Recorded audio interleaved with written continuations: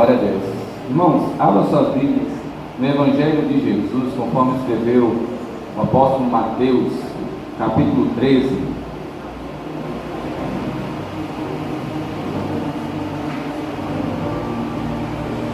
Evangelho de Jesus, conforme escreveu o apóstolo Mateus, capítulo 13.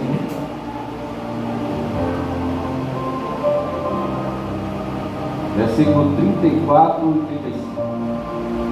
Todos encontraram, digam amém. Amém. Diz assim: tudo isso disse Jesus por parábolas à multidão, e nada lhe falava sem parábolas, para que se cumprisse que fora dito pelo profeta que disse: abrirei em parábolas a boca, publicarei coisas ocultas desde a criação do mundo. Amém? Pode sentar, mantenha suas Bíblias abertas em nome de Jesus, para a honra e glória no nome do Senhor Jesus. Mano, eu estou muito alegre, também muito nervoso, porque os pregadores que vieram antes de mim, os que antecederam, foram usados e deixaram usar pelo Espírito de Deus, e grandes coisas saíram aqui, e só me colocou responsabilidade na minha cabeça para eu ter que dar, para não chegar no nível dos caras. Mas aí entreguei na mão de Deus, está na tua mão, Senhor, se Deus quiser.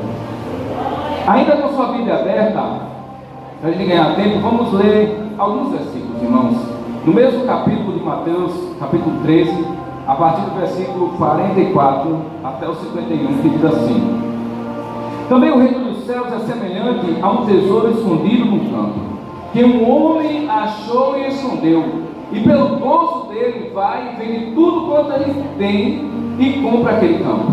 Outro sim, o reino dos céus é semelhante ao homem negociante que busca boas pérolas, e encontrando uma pérola de grande valor, foi e vendeu tudo quanto tinha e comprou-a. Igualmente o reino dos céus é semelhante a uma rede lançada ao mar, que apanhando toda a qualidade de peixes, e estando cheia, a puxam para a praia, e assentando-se apanham para os cestos os bons, os ruins, porém, lançam fora. Amém? A gente está falando sobre uma série sobre parábolas, e eu peguei essas parábolas para mim, e na verdade essa parábola do tesouro são três parábolas, pequenas três parábolas com grandes lições para nossas vidas. A primeira parábola é no versículo 34, que fala sobre o tesouro escondido. Então assim, também o reino do céu é semelhante a um tesouro escondido no campo, que um homem achou e a escondeu, e pelo gozo dele vai e vende tudo quanto ele tem e compra aquele campo. Mateus 13, 44. Essa mensagem, essa parábola, ela tem duas interpretações, e aí cabe algumas variações na interpretação. A primeira interpretação, a primeira versão dessa parábola, da interpretação do tesouro escondido, fala que o tesouro é o reino dos céus, ou o tesouro foi estabelecido na terra. O tesouro escondido é Jesus Cristo, que foi escondido e achado. E quando nós, e o homem somos nós, e quando nós achamos, temos que ter alegria, e com o gozo da nossa alegria, entregar tudo que nós temos e comprar aquilo que nós achamos. A aplicação até é interessante, cabe até algumas variações. Alguns dizem que o tesouro escondido é o Evangelho, outros dizem que é a salvação, outros dizem que é Jesus, e cada um tem a sua versão da mesma história. Mas eu achei um pouquinho de dificuldade para conseguir entender que esse tesouro escondido realmente seria isso. Ora, faz sentido sim, Jesus é um tesouro maravilhoso nas nossas vidas, mas a gente tem que considerar algumas coisas, porque para interpretar uma parábola, ou para entender uma parábola, a gente tem que considerar algumas coisas. Eu achei maravilhoso o começo da pregação do evangelista Edmilson, quando ele descreve o que é uma parábola, porque às vezes a gente escuta tanto o que é uma parábola, mas a gente não entende o que é uma parábola. O que seria uma parábola? O que é uma parábola? Assim como ele nos falou, a parábola no grego vem da palavra parabole, que quer dizer colocar de lado, ou fazer uma comparação entre uma realidade natural com uma verdade espiritual, ou uma simples alegoria indireta, ou mensagem, ou uma comparação. Parábola exatamente quando você quer falar algo de uma forma que alguém consiga entender, uma comparação como alguém consiga entender. E Jesus sabia falar isso, Jesus sabia fazer isso. Jesus, quando pegava pessoas que eram pastores de ovelhas, dizia assim: o reino dos céus é como um bom pastor. E ora, um pastor entende o que é um bom pastor. Como é que é ser um bom pastor? E quando Jesus está falando aqui, a gente tem que entender outras coisas também. Porque não é só saber o que é uma parábola, é como interpretar uma parábola. Como se interpreta uma parábola? Primeiro, eu tenho que ler a parábola. Segundo, para entender a parábola, eu tenho que entender, eu tenho que saber para quem Jesus estava falando. Quem era o público de Jesus? Para quem Jesus estava falando? Ora, a Bíblia diz que todo mundo já conhece, já ouviu falar sobre a palavra do bom samaritano. Quem não já ouviu falar?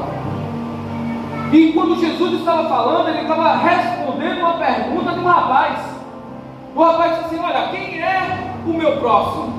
E às vezes a gente foca no bom samaritano, sim ou não? Sim, mas Jesus estava tentando demonstrar quem era o seu próximo. O seu próximo, talvez naquele momento, seria alguém que não queria o perto, alguém que o rejeitasse. Não era só quem o amasse, mas independente da reação do outro, você deveria amá-lo e cuidá-lo.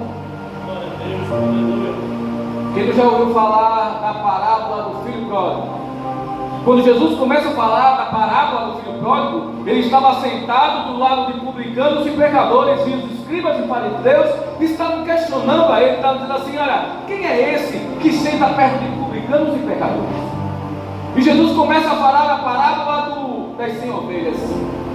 Ele diz assim: quem é o homem que tem 100 ovelhas e perdendo uma, não deixa as 99 no seu retiro, não vai buscá-la, e quando a acha, não sai voltando com alegria e chama os seus amigos e comemora com ele?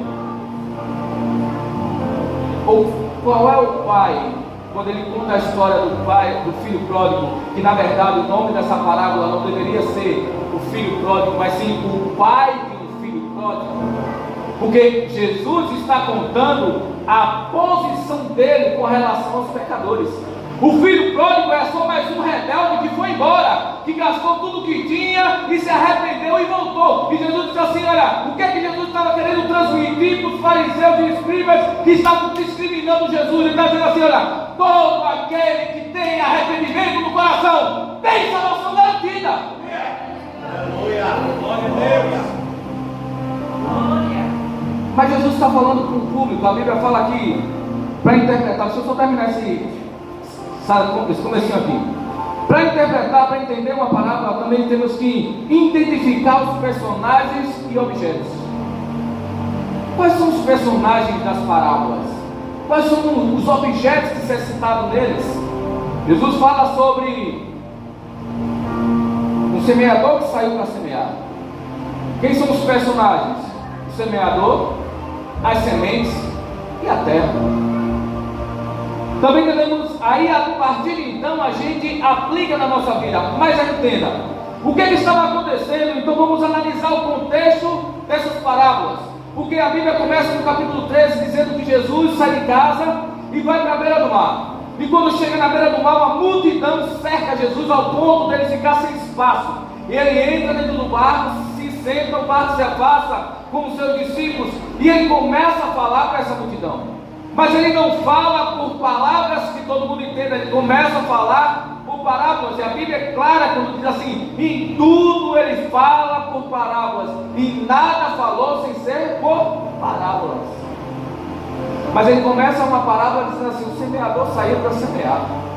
E ele vai dizendo que as sementes vai caindo no caminho até chegar numa boa terra. E ele termina essa parábola, os discípulos questionam, ele diz: mestre, por que o senhor falou por parábolas? Porque o senhor está falando dessa parábola, nem eles entenderam.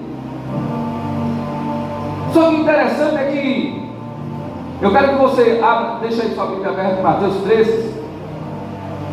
No versículo 10 ele diz assim: que os discípulos disseram, por que ele fala por parábolas? E ele respondendo disse, porque a vós é dado conhecer o mistério do reino dos céus, mas a eles não lhe é dado, porque aquele que tem se dará, lhe terá em abundância, mas aquele que não tem, até aquilo que tem lhe será tirado. Aí você olha assim e diz assim, que palavra dura. Então Jesus está fazendo acepção de pessoas, então quer dizer que Jesus está dividindo o público. Na verdade não, porque se a gente continuar lendo, a gente vai entender a parábola do semeador. Acompanhe comigo. Por isso, lhe falo por parábolas, capítulo 3, versículo 3.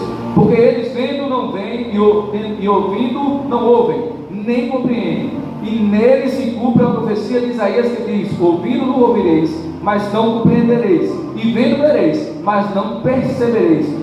Porque, agora ele explica, porque o coração desse povo está endurecido, e ouviu de mau grado com seus ouvidos, e fechou os seus olhos, para que não vejam com os olhos, e ouçam com os ouvidos, e compreendam com o coração, e se converta, e eu o curo. Ou seja, a parábola do semeador está voltada para aquele público que foi atrás de Jesus, o Jesus que curava, o Jesus que multiplicava, o Jesus que fazia maravilhas, mas aquele Jesus que transformava, ele não queria conversar. É por isso que eu digo assim, olha, eles endureceram seus próprios corações, e eles estão ouvindo, mas não querem ouvir, e não está descendo para o coração, porque na hora que eles abrirem o coração, eles se converterão, e eu os curarei. Aleluia, glória a Deus.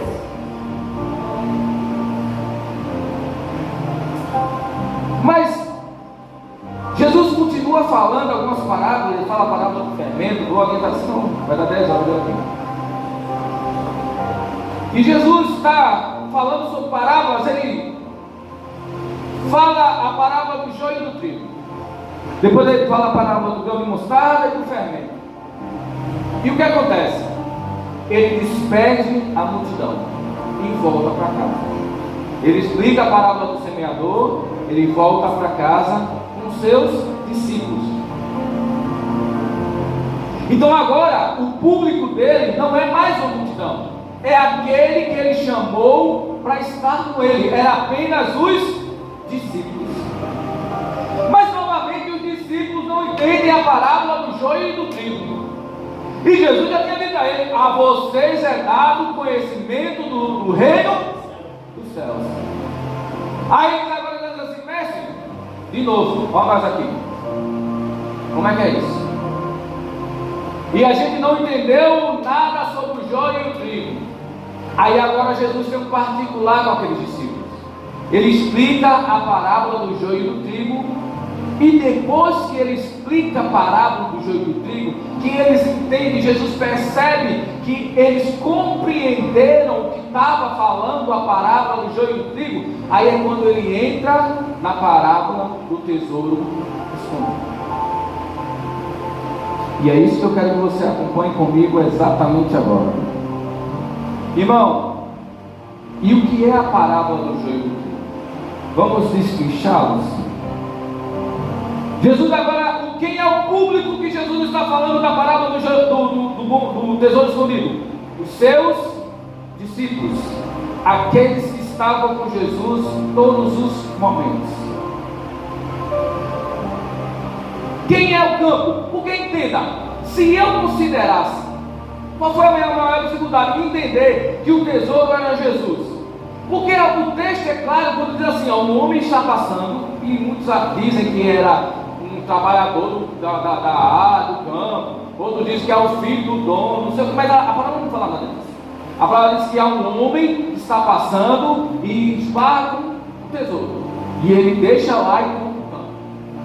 Era normal naquele tempo pessoas guardarem seus tesouros nos seus quintais, porque como não tinha banco físico como a gente tem hoje, Eles, com medo de serem assaltados, eles iam no seu quintal, numa área que só eles sabiam onde era, e eles cavavam, enterravam o seu tesouro ali, e acabava que muitos acontecia que falecia e ninguém sabia que tinha um tesouro ali, e o tesouro ficava ali por muito tempo.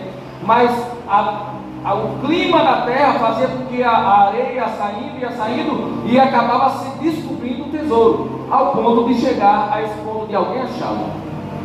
Então, qual era a minha dificuldade de entender a primeira versão? Era que o texto diz assim, que o homem, quando ele encontra o tesouro, ele esconde, e com o seu bolso ele vende tudo que ele tem e compra o campo. E o que o campo significa? O mundo. A Bíblia se explica por si só. Versículo 38 diz assim, o inimigo versículo 38 diz assim, o campo é o... Quem já comprou o mundo aqui, levanta a mão.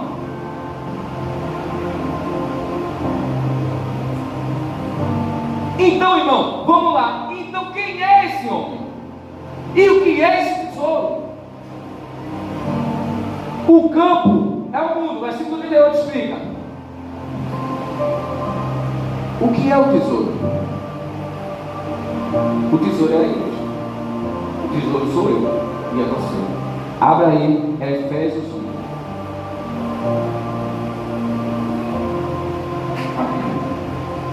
1. Efésios capítulo 1, versículo 7. Diz assim. Não, 1:4. Como também nos elegeu nele antes da fundação do mundo, para que fôssemos santos e irrepreensíveis diante dele em amor. A verdade é que aquele tesouro estava escondido há muito tempo. Ainda em Efésios capítulo 3, a partir do versículo 3 diz assim: como me foi esse mistério, manifestado pela revelação, como antes um pouco vos escrevi. Por isso, quando lerdes, podeis perceber a minha compreensão do mistério de Cristo. O que é mistério? Mistério é aquilo que está escondido, o qual no outro século não foi manifestado aos filhos dos homens, como agora tem sido revelado pelo Espírito aos seus santos, apóstolos e profetas, a saber que os gentios são co-herdeiros de um mesmo corpo e participantes da promessa de Cristo pelo Evangelho. Ou seja, o tesouro que antes estava escondido, agora revelado pelo Espírito Santo. A igreja. Aleluia. Glória a Deus. Nós somos o tesouro que estávamos escondidos nos séculos passados. A igreja de Deus, a igreja de Cristo, sempre esteve no coração. Por isso que Paulo diz assim: e nos elegeu, a igreja de Éfeso, nos elegeu desde antes da fundação do mundo. Era o tesouro que estava escondido na terra e ninguém havia percebido. Por isso que a promessa de Abraão é dada para o mundo. Ele diz assim: em ti serão benditas quem? Todas as famílias da terra.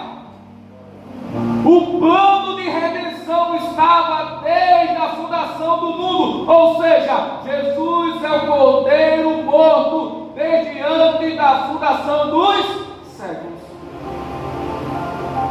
Tá, irmão? O mundo é o campo, o tesouro somos nós.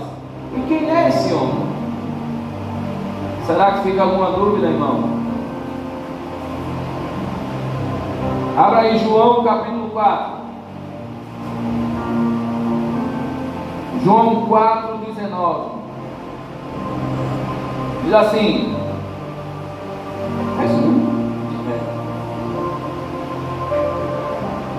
Não, eu anotei errado. João 15.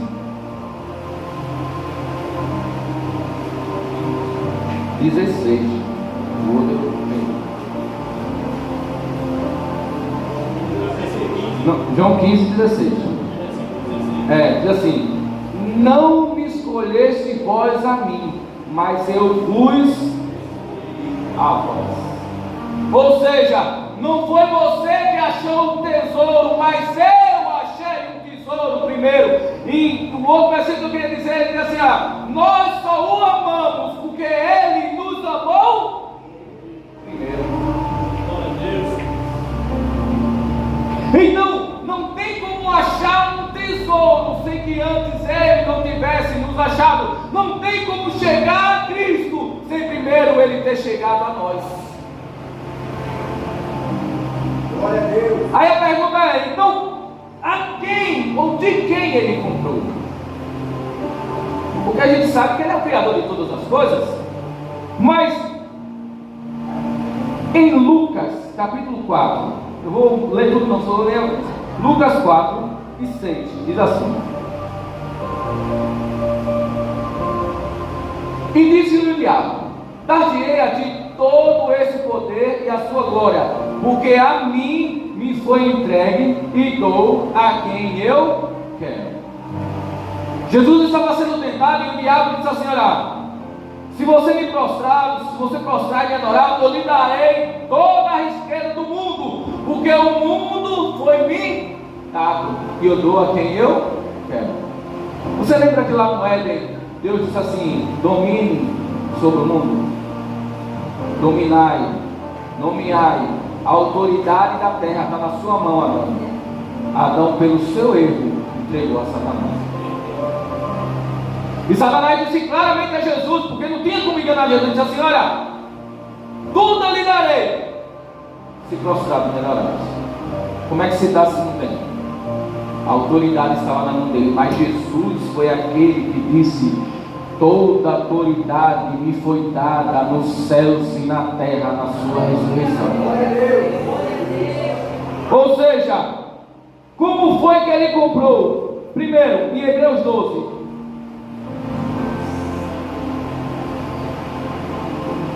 Hebreus 12, 2. Diz assim: olhando para Jesus, o autor e consumador da fé, o qual pela alegria que lhe estava proposto, entenda, olha como, voltando para a parábola, versículo 44, também o reino do céu é semelhante a um tesouro escondido no campo, que um homem achou e escondeu, e pela alegria dele, ou seja, com alegria no coração, Jesus comprou a minha alma e a sua alma. Porque em Hebreus 12, 2 diz assim: olhando para Jesus, o autor e consumador da fé, o qual, pela alegria que lhe estava proposto, suportou a cruz, desprezando a afronta, e assentou-se à destra do trono de Deus. Como é que Jesus comprou? Capítulo 9 de Hebreus, versículo 12 também. Diz assim: nem por sangue de bode, nem de bezerro, mas por seu próprio sangue, entrou uma vez no santuário, havendo efetuado uma eterna redenção. Ou seja, o sangue de Jesus foi comprado. Pelo sangue de Jesus nós fomos comprados. Pelo sangue de Jesus nós temos a redenção eterna. É interessante que muita gente diz assim: ah, irmão, eu não valo nada, eu não tenho valor nenhum. Ou seja, quem disse a você que você não tem valor? Porque o sangue precioso de Jesus pagou a sua vida.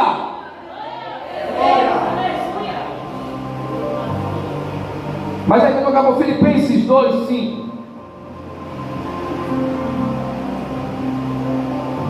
diz assim, a partir do 5: de sorte que haja em vós o mesmo sentimento que houve em Cristo Jesus, que sendo em forma de Deus, não teve por usurpação ser igual a Deus, mas se fez a si mesmo de nenhuma reputação, tomando a forma de servo, fazendo-se semelhante a homens, e achando na forma de homens, humilhou-se a si mesmo, sendo obediente até a morte, morte de cruz. Por isso também Deus o exaltou soberanamente, e lhe deu um nome que é sobre todo nome, para que ao nome de Jesus se dobre todos os joelhos dos que estão nos céus e na terra e debaixo da terra, e toda língua confesse que Jesus Cristo é o Senhor, para a glória de Deus Pai. Ou seja, o homem que achou o tesouro, ele deixou tudo que ele tinha. Ou seja, Jesus não usurpou ter a forma de Deus. Ele era Deus, mas ele deixou a sua forma divina e se entregou e desceu e se humilhou. A Bíblia fala em Filipenses que ele se humilhou a si mesmo, tomando forma de servo e morreu em morte de cruz. E na sua morte ele olha e diz assim: olha, está consumado. Ou seja, paguei o preço que merecia para ter a salvação de vocês. Mas ele não só comprou um grupo fechado, porque em João 3,16 diz assim: porque Deus amou o quê? De uma tal maneira que deu o seu único filho, aquilo que ele tinha de mais valioso, para que todo aquele que nele crê não pereça, mas tenha a vida eterna. Aleluia! Seja Deus. É a parábola do tesouro escondido. Não tem como dizer que não seja Jesus que achou o tesouro, porque ele diz assim: olha, eu compro o mundo para lhe dar para vocês. Porque ele diz assim: olha, agora todo o poder foi dado nos céus e na terra, agora vão e preguem o Evangelho. Vão e façam a minha vontade, porque o preço já foi pago. Jesus já pagou o preço por todos nós. Eu não vou ler mais aqui por conta da hora, a gente já vai para a segunda parábola. Mas antes disso, só quero ler mais uma, Apocalipse 5. Capítulo 5, versículo 9, diz assim: e cantavam um novo canto, dizendo: digno és de tomar o livro e abrir os seus selos, porque fosse morto, e com teu sangue nos comprasse para Deus de toda a tribo e língua e povo e nação. O homem que achou um tesouro disse: esse tesouro não pode continuar mais escondido, não pode ficar mais escondido esse tesouro. Então eu pago com o meu preço, um preço de sangue, comprado com um alto preço, preço de morte de cruz, vergonha, humilhação, dor e sofrimento. Pagou o preço para que nós estejamos aqui hoje. Então vamos para a segunda parábola. Irmão, então tem uma segunda parábola que diz assim: outro sim, o reino dos céus é semelhante a um homem negociante que busca boas pérolas. E encontrando uma pérola de grande valor, foi e vendeu tudo quanto tinha e a comprou-a. Aí você pode dizer assim: irmão, agora é batata. Jesus, negociante, pérola à igreja, comprou com sangue, estava tudo certo, amém, vamos para a próxima. Amém ou amém? Não, amém. Porque a maioria do pessoal, ele compara a parábola que Jesus fala na mesma condição. Parece que Jesus está fazendo uma redundância, e não é assim. Você tem que entender que são 7 parábolas nesse capítulo 13, e há uma construção de ideias aí. Há uma construção e ninguém percebe isso, porque Jesus ele sai e começa dizendo assim, ele está falando da semente, e a semente é a palavra, ele está dizendo assim: olha, essa palavra ela tem que germinar, ela tem que crescer, mas só que a terra tem que estar aberta, tem que estar adubada, tem que estar pronta para recebê-la. Porque o que Jesus estava dizendo aos discípulos? Aquela multidão não estava pronto para receber essa palavra, não estava pronto para receber aquelas palavras. Porque no versículo 34 e 35 que a gente falou no começo, no 35 diz assim: para que se cumprisse o que foi dito do profeta que disse: abrirei em parábolas a boca e publicarei coisas ocultas desde a criação do mundo. Ou seja, o que Jesus estava falando não era nada raso, não era nada simples. Ele estava falando o que aconteceu antes da fundação do mundo, o que estava acontecendo naquele momento, o que havia de acontecer. Mas para isso ele diz assim: olha, a terra tem que estar pronta.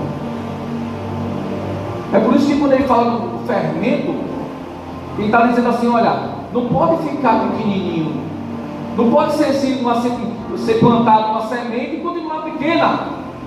ela tem que crescer, frutificar e dar frutos.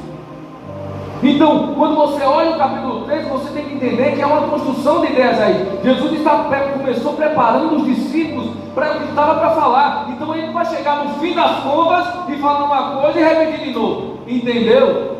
Não. Então quando ele pega a primeira parábola, ele começa a falar sobre o tesouro escondido. Ele diz assim: olha, eu amei vocês primeiro, eu achei vocês primeiro. Até porque quando Jesus foi passando, ele viu Pedro e disse assim: Pedro, me segue. E Pedro seguiu, André o seguiu. Ele não passou e alguém disse assim, talvez um dos poucos que disse assim a Jesus: Jesus, deixa eu te seguir. Jesus negou, que era um demônio e demoniado de Gadara. Porque quando ele disse assim: Jesus, deixa eu te seguir, ele disse: não, porque tua missão é maior aonde tu moras. Porque eles me rejeitaram a mim, mas eu entrarei através da sua palavra, através do seu testemunho. A Bíblia diz que quando ele entra em Decápolis, 10 cidades creem em Jesus Cristo através do testemunho de um homem. Ele não tinha uma Bíblia na mão, ele não tinha experiência de muito tempo com Cristo, ele tinha uma libertação para falar, ele tinha um testemunho de vida. A palavra que ele falava era o que eu era e o que Deus me tornou, o que eu era, o que Cristo me formou. Apenas isso. Então, o que é essa segunda parábola? Que fala de um negociante que busca boas pérolas. E quem seria esse negociante que busca boas pérolas? O negociante somos nós. Quem é que não quer ter paz na vida? Quem é que não quer ter felicidade, riqueza? Quem é que não quer viver uma vida tranquila, sem problema? Quem é que não quer ser feliz ou bem sucedido em tudo que faz? Quem é que não quer ter decisões assertivas? Quem é que não quer ter uma família estruturada, uma casa sólida? Quem não quer ter uma boa vida para se viver? Quem não quer? Todos nós buscamos sempre boas pérolas. Todos nós buscamos sempre boas coisas para nossas vidas. Ou será que eu não estou falando uma verdade aqui? Quem é que não quer viver bem? Tá, irmão, tudo bem. O comerciante somos nós, que buscamos boas pérolas. E o que é a pérola? Para entender o que é a pérola, a gente tem que entender da pérola. A gente tem que entender como é que se forma a pérola. De onde vem a pérola? Quem sabe? Todo mundo sabe, né? Vem da ostra, não é isso? O que é uma ostra? A ostra é um animal aquático extremamente sensível. Por isso que ele vive uma casca dura. E o que acontece? Ele, por alguma ocasião, ele abre um pouquinho sua fenda e entra uma impureza ali, uma migalha de areia, entra dentro da pérola, dentro da ostra. E o que acontece? Aquele grãozinho de areia incomoda aquela ostra, machuca aquela ostra, fere aquela ostra. E o que acontece? Em contrapartida, a ostra produz um organismo, como se diz, uma película que envolve aquela ponta de pedra. Se você olhar microscopicamente, você vai ver que o grão de areia ele tem pontas salientes. Então ela consegue envolver aquele grão e consegue fazer com que ela fique circular. E aquilo ali se torna uma pérola. Tem até um livro que diz assim: ostra feliz não produz pérola. Porque para a ostra produzir pérolas, ela tem que sofrer. Isso. A ostra, ela tem que ter algumas marcas de ferida. Para produzir a pérola, a ostra tem que se machucar um pouquinho. A ostra tem que sofrer até conseguir fazer uma película circular que lhe dê alívio. Conhece alguém que sofreu? Conhece alguém que se machucou bastante? para produzir uma pérola. Isaías 53. Abra aí Isaías 53. Para corroborar o que eu estou dizendo em Isaías 53. Versículo 3 diz assim: e desprezado e o mais rejeitado entre os homens, homem de dores, experimentado no sofrimento, e comum de quem os homens escondiam o rosto, era desprezado, e não fizemos dele caso algum. Verdadeiramente, ele tomou sobre si as nossas enfermidades e as nossas dores levou sobre si. E nós o reputamos por aflito, ferido de Deus e oprimido. Mas ele foi ferido por causa das nossas transgressões e moído por causa das nossas iniquidades. O castigo que nos traz a paz estava sobre ele, e pelas suas pisaduras fomos sarados. Ou seja, aquela ostra que sofreu lá atrás, chamada Jesus, ela produziu uma pérola que hoje nos dá a salvação eterna. Numa alegoria dessa passagem, a ostra simboliza Jesus, a pérola, o grão de areia que feria é dos nossos pecados, que foi cravado lá na cruz com Jesus. Glória! E o sofrimento daquela ostra é a cruz que feria, porque o sofrimento de Jesus não foi tão fácil assim, porque ele passa uma noite agonizando. Quando é chegado quase amanhã, os soldados o pegam e o saem espancando até lá. Quando chega na frente de Pilato, na frente de Caifás, ele fica jogado para um lado e para o outro, para um lado e para o outro, e levam ele para ser açoitado. 40 chicotadas menos uma. Sabe por que 40 menos uma? Porque em Roma dizia assim: eram 40 chicotadas. Mas se o soldado cansasse antes das 40, era substituído e zerava as chicotadas e começava tudo de novo. Aí o que acontecia? O soldado ia na sua astúcia, dava 39 chicotadas e dizia: cansei. Aí vinha o próximo, e vinha o próximo, e vinha o próximo. Sofrimento.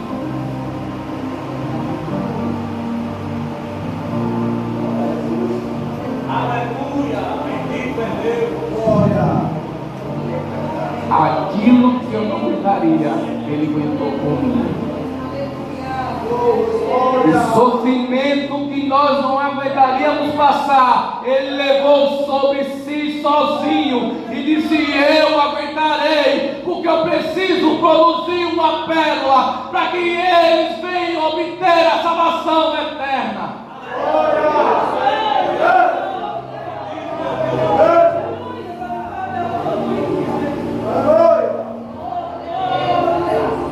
Ele foi humilhado.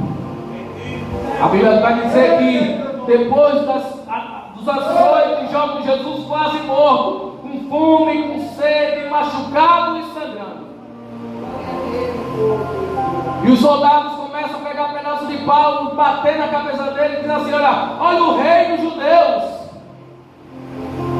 Esse aí não era o Messias, profetiza aí. Pancada no Jesus. E dava murro em Jesus. Cuspia na cara de Jesus, humilhado, rejeitado, porque os discípulos fugiram, foram embora e o abandonaram. Até hoje eu não sei qual foi a maior dor que ele sofreu, se foi as chicotadas, as açoitadas, o espinho, as pancadas, a cruz ou a rejeição. Porque houve um momento que Jesus não estava mais, ele tinha que desabafar, ele olha para o céu e diz assim: por que o Senhor me abandonou?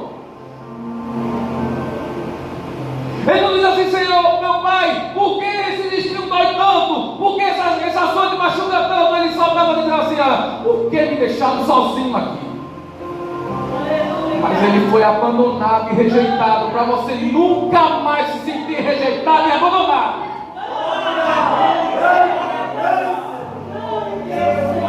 Ele ficou sozinho para que nunca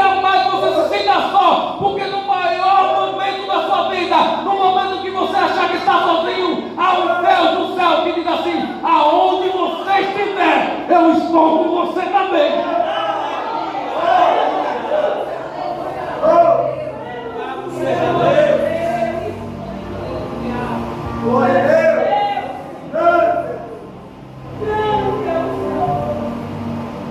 Ele deixou tudo o que ele tinha por você, na primeira palavra. Mas essa segunda ele diz assim: olha, aqui é a pérola, já foi comprada, está disponível, é uma grande pérola, é a maior que você pode achar na face da terra. Está disponível, não está nem escondido, porque o tesouro, a igreja está escondida, mas a pérola está em amostra, está em evidência, está de destaque. Ele só está dizendo assim: queres? É hora de deixar tudo para trás e me seguir, porque Jesus diz assim: olha, aquele que quiser me seguir, negue-se a si mesmo, tome a sua cruz e siga-me.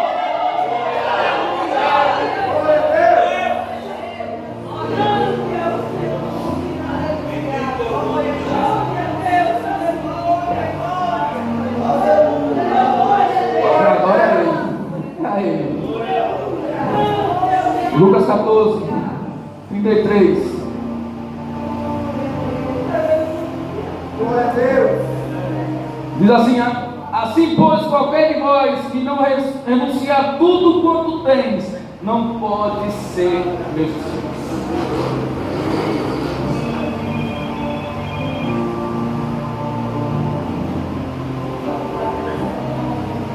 Aleluia. Em Mateus, capítulo 19, terminando. Mateus 19, versículo 20. Diz assim: disse-lhe o jovem: tudo isso tenho guardado desde a minha mocidade. Que me falta ainda? Disse Jesus: se queres ser perfeito, vai, vende tudo que tens e dá aos pobres, e terá um tesouro no céu, e vem e me segue. Jesus estava falando com esse jovem, o jovem estava querendo muita coisa. Jesus disse assim: olha, simples objetivo, vende tudo que tem, dá aos pobres e me segue, porque é um tesouro maior do que você pode imaginar. Às vezes a gente quer Jesus e esquece de deixar tudo para trás, não sabendo nós que tudo é passageiro. A fama é passageira, o dinheiro vai embora, a saúde daqui a pouco se vai. É só. Mas a salvação em Cristo é eternamente. Glória. O maior bem que Ele tem para lhe oferecer é aquilo que o dinheiro não pode comprar. E só está dizendo assim: olha, deixa a tua vontade de lado e vem e me segue, porque há salvação garantida, há uma vida bem melhor do que você está vivendo hoje. Talvez você está buscando pérolas no lugar errado, porque tem uma pérola gigantesca disponível de graça para você. Glória. Grande é teu nome.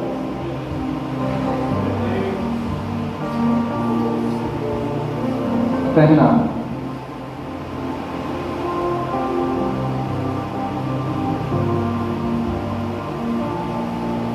Jesus começa dizendo na primeira parábola, dizendo que Ele entregou tudo que Ele tinha por nós.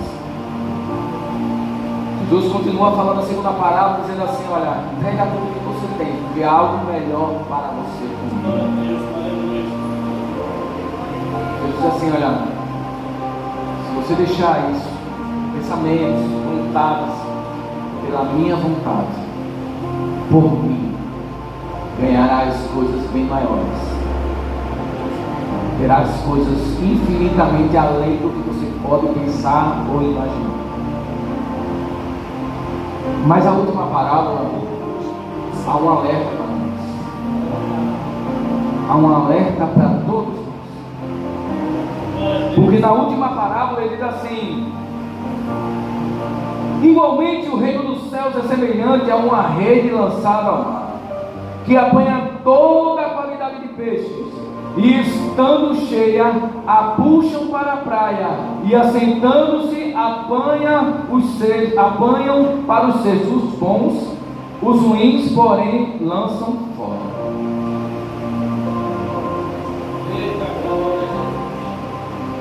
A parábola do joio e do trigo fala também sobre isso. Há uma colheita no final lá do joio e do trigo, como há uma seleção de escolha na parábola da rede. É por isso que Jesus diz assim: São muitos chamados, mas poucos escolhidos. Irmão, então o que simboliza a rede? A rede é as boas novas que você escuta todos os dias. A grande rede, porque no grego essa rede é uma grande rede, a rede que nem a gente fala hoje, a rede de arrasto, não sei se vocês conhecem. Uma grande rede, ela é larga e profunda. Tem umas pontinhas de chumbo na ponta dela para dar profundidade. Ou seja, é o evangelho que vai até a divisão da alma e do espírito, a palavra de Deus. É aquela que vai no oculto escondido, é a palavra de Deus que vai no íntimo do coração do ser humano, aonde eu não consigo chegar, mas a palavra de Deus consegue. Exatamente nesse momento ele sabe o que você está pensando, o que é que você está achando, o que é que está no seu fundo do seu coração, ele sabe tudo.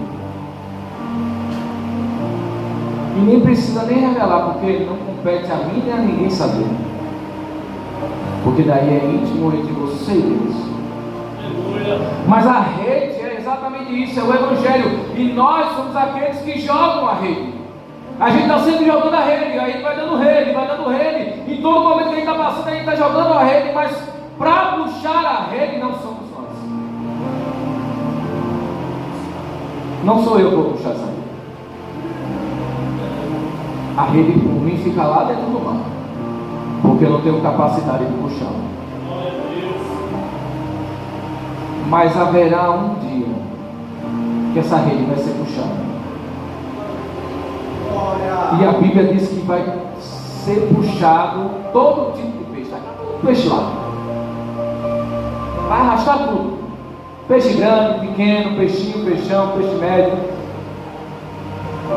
peixe bonito, peixe feio, peixe cheiroso, peixe fedorento, vai dar tudo lá. Mas essa rede vai ser arrastada e vai ser colocada na beira da praia. E vai ter alguém, vai ter seres que vão separar um dos seis. Não vai jogar na nossa fora. Porque ele escreve assim, diz assim, ó: estando cheia, a puxam para a praia, e assentando-se apanha para os cestos bons. Os ruins, porém, lançam. E o versículo 49 diz assim: assim será na consumação dos séculos. Virão anjos e separarão os maus dentre os justos, e lançá-lo na fornalha de fogo. Ali haverá pranto e ranger de dentes. Jesus está dizendo assim: olha, o que eu tinha de pagar, eu já paguei por você. Você só precisa negar essa pouca fortuna que você tem, para ter a riqueza que eu tenho para lhe dar. E se em contrapartida o não vier, a rede vai ser puxada. Porque a escolha vai ter que existir. Existe uma verdade plena sobre predestinação. Sabe, a única coisa que é predestinada são os caminhos. Não existe 3 caminhos, não existe 4 caminhos, não existe atalho para um caminho ou para outro. Só existe bênção, maldição, salvação, perdição. Por isso que Deus diz assim: eis que coloco diante de uma nuvem de testemunhas.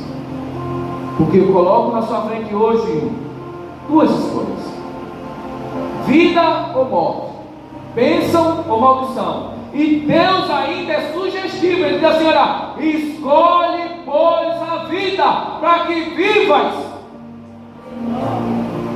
Nessa noite Deus está dizendo, Deus me trouxe essas parábolas, eu quebrei muita coisa. Aconteceu muita coisa, mas muita coisa nesses dias. Adoeci, cachorro, eu comecei a estudar lá em casa, os cachorros nunca tinham brigado, se pegar, matar para brigar. Foi um tormento, um trabalho, um problema, olha, terrível. Mas eu perceberia o seguinte: se a coisa está grande aqui, é porque o negócio vai ser bom lá na frente. Não por mim, mas por aquele que me enviou. Mas independente do que aconteceu, que já passou, há uma palavra para nossos corações hoje. Aonde você quer estar quando essa rede for puxada? Em que lugar você quer estar quando começarem a separar? O cesto ou ser jogado fora? Porque não tem dizendo assim, joga de volta para o mar. Não existe. Só existe, ou você vai para o cesto, ou você vai ser lançado fora. E deixa eu te contar uma verdade. Jesus falou muito sobre isso. Esse lançar fora é uma fornalha de fogo ardente. E lá, sabe o que tem lá? Só tem pranto e ranger de dentes. Lá não tem misericórdia, lá não tem perdão, lá não tem graça, lá não tem Jesus, lá não tem o Espírito Santo, lá não tem bondade nem amizade, lá não tem nada. Jesus falou tanto sobre esse lugar como um alerta, dizendo assim: cuidado para você não cair lá, porque esse lugar não foi preparado para nenhum de nós. Ele foi preparado para o diabo e seus anjos. Mas tem gente que está escolhendo voluntariamente para ir para lá. A salvação está aqui. Eu vou ser para você o amor de Cristo que nos amou primeiro. Aleluia! Ele só quer que você o ame de volta. Ele só quer que você o queira de volta. Jesus diz assim: olha, aquele que tem meus mandamentos e os guarda. A regra para demonstrar o amor a Cristo. Você não precisa ser um super crente, você não precisa falar em línguas, você não precisa pular no pé só, você só precisa fazer uma coisa. Na verdade, duas: negar a si mesmo e obedecer seus mandamentos. Jesus diz assim: olha, aquele que tem meus mandamentos e os guardam, ou os que praticam, esses são os que me amam, e aqueles que me amam serão amados do meu Pai, e eu também o amarei e me manifestarei a ele. Tá bom. Glória a Deus. O evangelho simples e objetivo de Jesus. Glória a Deus. Jesus, quando olha para Pedro, diz assim: Pedro, me segue. Por quê? Porque ele vai ser pescador de homens. Não falou mais nada para Pedro.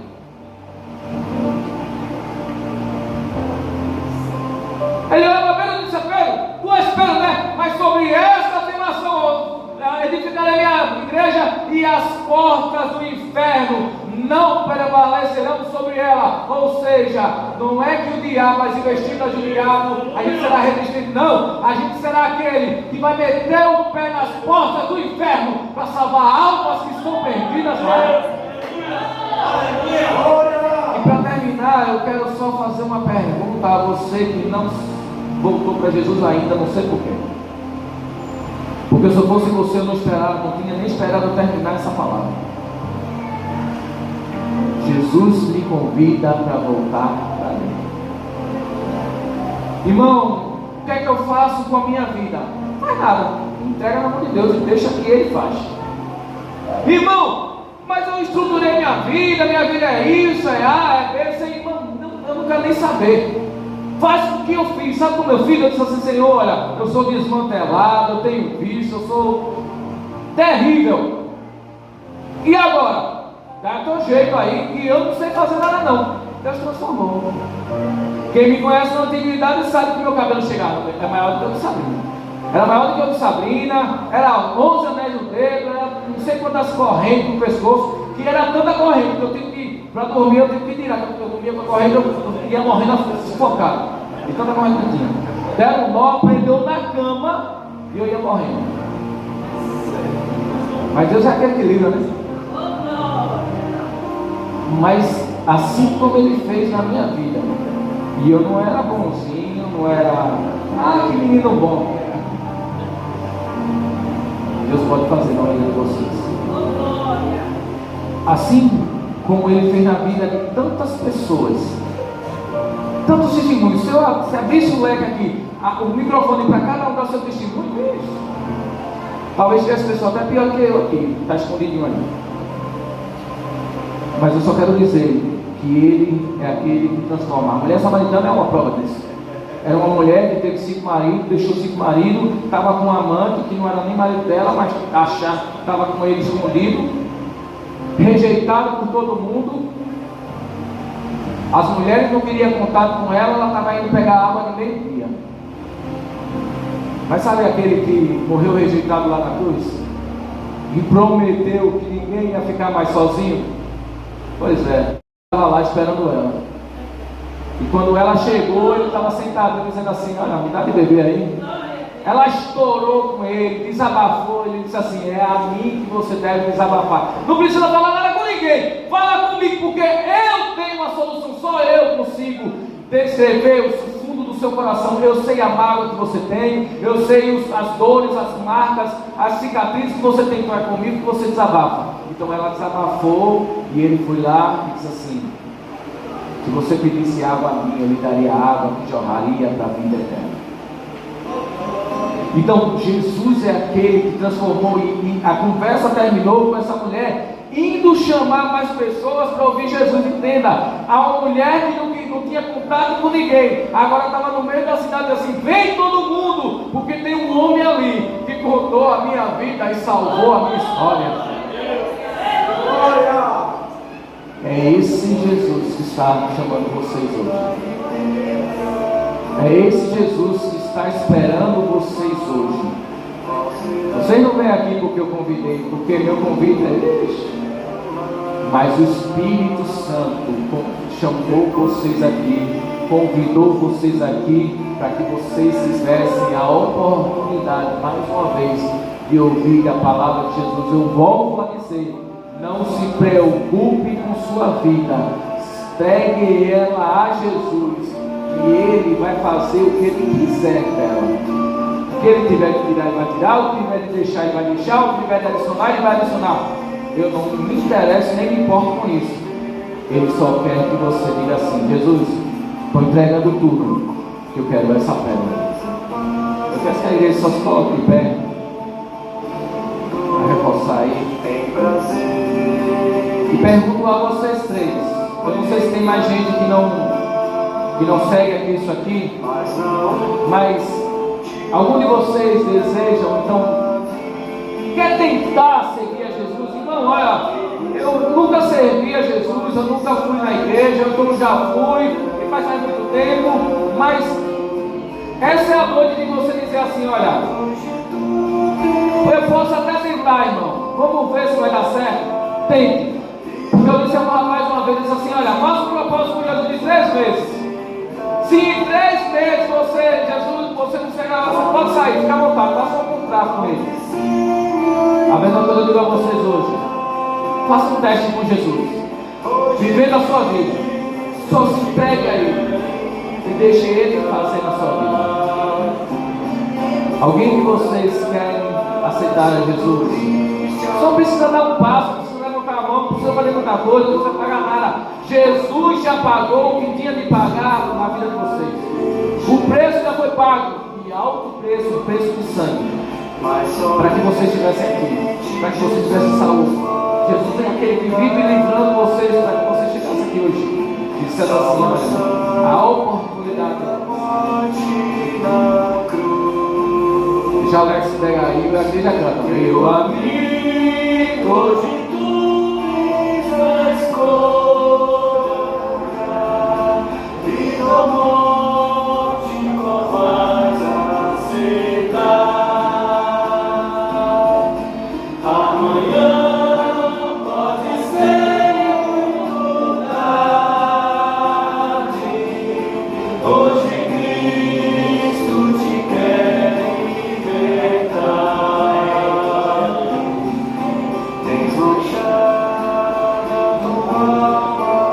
Vem saber. Manda a irmã da moça lá. Vamos? Tainá. Olha aí. Tainá não tem crente, sabia? Venha, doutor Paulo.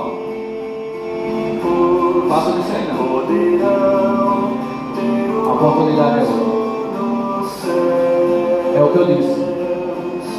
Jesus disse assim: olha, fique como estás, mais nada. Ele não precisa que você, a partir de agora, aceite a Jesus e deixe Ele trabalhar na sua vida. Só basta ter. Amém?